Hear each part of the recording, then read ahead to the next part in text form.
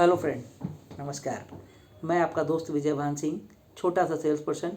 जैसे मैंने आपको अपना पिछले वीडियो में भी बताया कि मैं कोई मोटिवेशनल स्पीकर नहीं हूँ, बिजनेस कंसल्टेंट नहीं हूँ। मैं एक छोटा सेल्स पर्सन हूँ और अपने तजुर्बे आप तक शेयर करता हूँ। मैंने पिछले वीडियो में आपको बताया था कि मैं अगले वीडियो में आपको कुछ दिलचस्प चीज़ें बताऊँगा गिव एंड टेक के बारे में। तो समय ना बर्बाद करते हुए हम चलते हैं। मैंने इस बात को मैं पिछले 10 सालों से अपनी MRM मीटिंग्स में अपने जूनियर्स के साथ शेयर करता चला आ रहा हूँ। बहुत सारे प्लेटफॉर्म पे बोले, मैंने कई वीडियोस में भी बोला। और मैंने अभी हाल ही में एक मोटिवेशनल स्पीकर हैं, उनके एक सेमिनार में मैंने ये पाया कि उन्होंने मेरी इस बात को अपने सेमिनार में प्रेजेंट किया। सुनकर बड़ी खुशी हुई। मुझे लगा कि शायद मुझे भी कुछ लोग सुनने लगे हैं।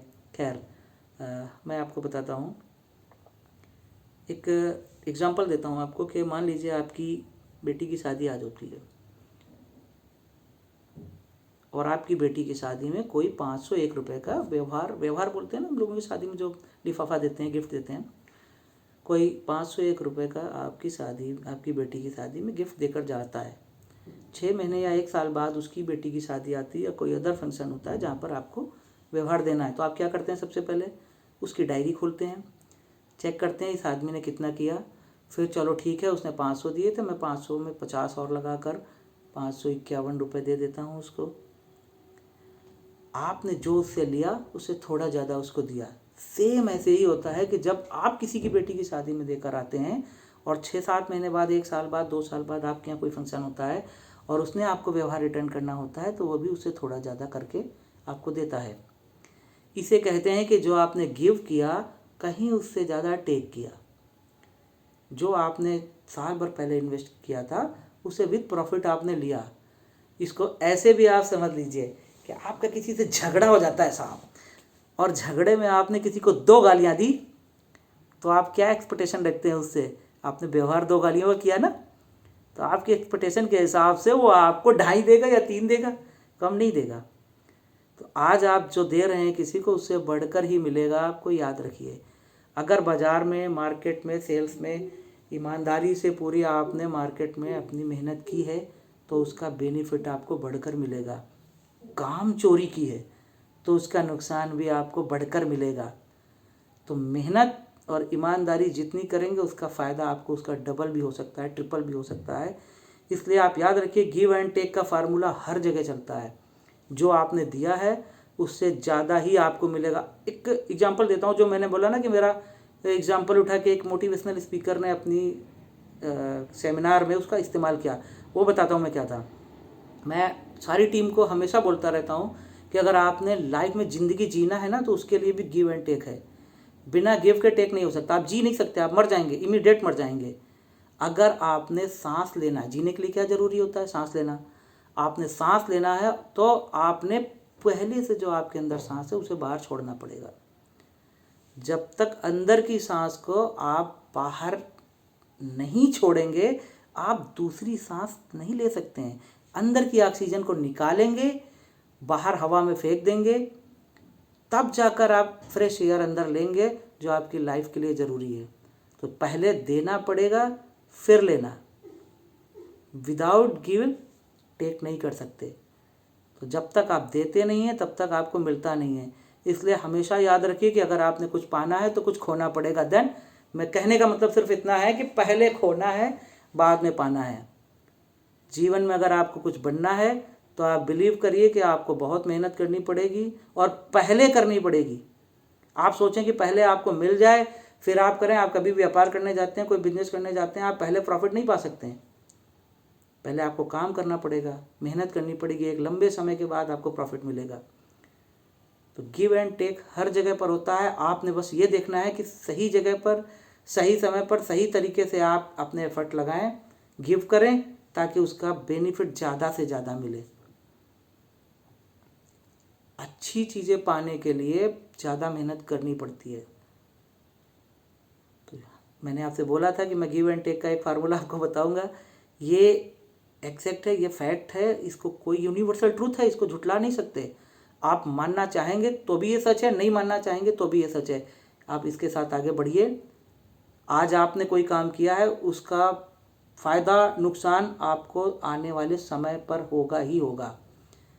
बचपन में अगर आपने ठीक से पढ़ाई नहीं की, ये एक बड़ा सत्य बता रहा हूँ, कड़वा सत्य है, आपने बचपन में पढ़ाई नहीं की, इट मीन्स बड़े होकर आपने अच्छा जॉब नहीं मिल सकता है, आप अच्छी पोजीशन पे नहीं जा सकते हैं, आपने धक्का मार वाले जॉब करने पड़ेंगे, आज है कल नहीं है, लोग आपको इज्जत नहीं देंगे, आप चपरासी भी बन सकते हैं, आप किसी जगह पर जाकर आप माल की ढुलाई कर सकते हैं, मजदूर बन सकते हैं, लेकिन अच्छी जगह नहीं बैठ सकते। मेरे से एक बड़े विद्वान ने कहा, मैं आपको बताऊं, मैं काफ़ी समय तक जो हमारे प्रवचन देते हैं ऋषि मुनि, मैं उनका वैसे तो नाम नहीं लेना चाह रहा था, बट मैं बताता हूँ, सुधांशु महाराज के साथ रहा मैं। तो सुधांशु महाराज जी हमेशा अपने प्रवचनों में अच्छी अच्छी बातें बोला करते थे, हमेशा। सुधांशु महाराज जी की कुछ चीज़ें ऐसी थी जो मुझे बहुत अच्छी लगी, जिनको सुन के मैं बहुत मोटिवेट हुआ। मैंने अपने आप को काफ़ी अपने आप को सुधारा, खान पान से लेके, रहन सहन से लेके, बात व्यवहार, चाल ढाल और दिनचर्या तक का परिवर्तन मैंने किया, और जो मेरे जीवन में मुझे बदलने में बहुत काम आई। अच्छी बातें आपके तभी काम आ सकती हैं जब आप उसका इस्तेमाल करें, वरना अच्छी बातें एक कान से सुनकर निकाल देने से आपके काम नहीं आती हैं। अच्छी किताबों का फ़ायदा तब होगा जब आप उसका इस्तेमाल करेंगे। तो मैं जितना कर सकता था मैंने किया, करते करते मैंने बहुत सारी चीज़ें सुधारी, और बहुत सारी चीज़ें भी सुधारनी बाकी हैं।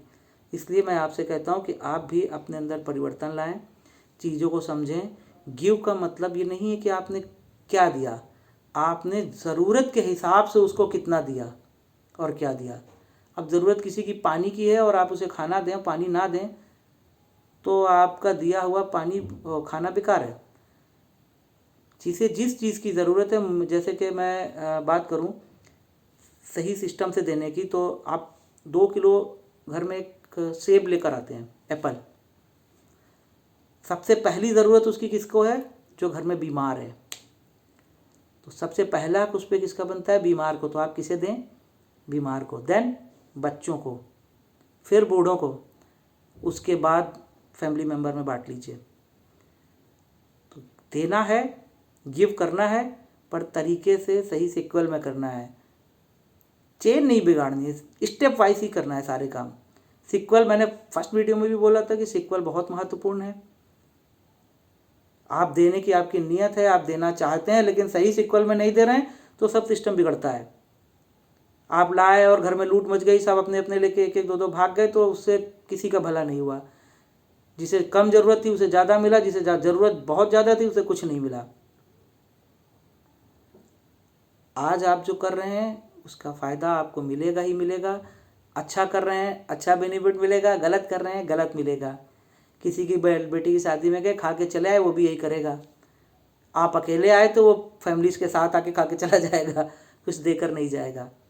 तो जो आपने किया था वो बढ़कर आपको मिलता है। अगर आपने किसी को गाली दी तो बढ़कर मिलेगी। आपने किसी के साथ धोखा किया, याद रखिए, आपने थोड़ा किया है, आपको बढ़कर मिलेगा। सामने वाला उससे ज़्यादा आपको नुकसान पहुंचाएगा। तो आपने क्या चाहिए ये आपने डिसाइड करना है।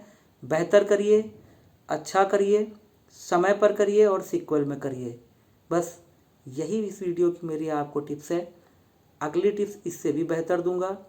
बस अर्थ यह है कि आप इसे इस्तेमाल कीजिए, अपने जीवन में इसको लाइए, ढालिए, उसका प्रयोग कीजिए, आपको बेनिफिट मिलेगा, 100% मिलेगा।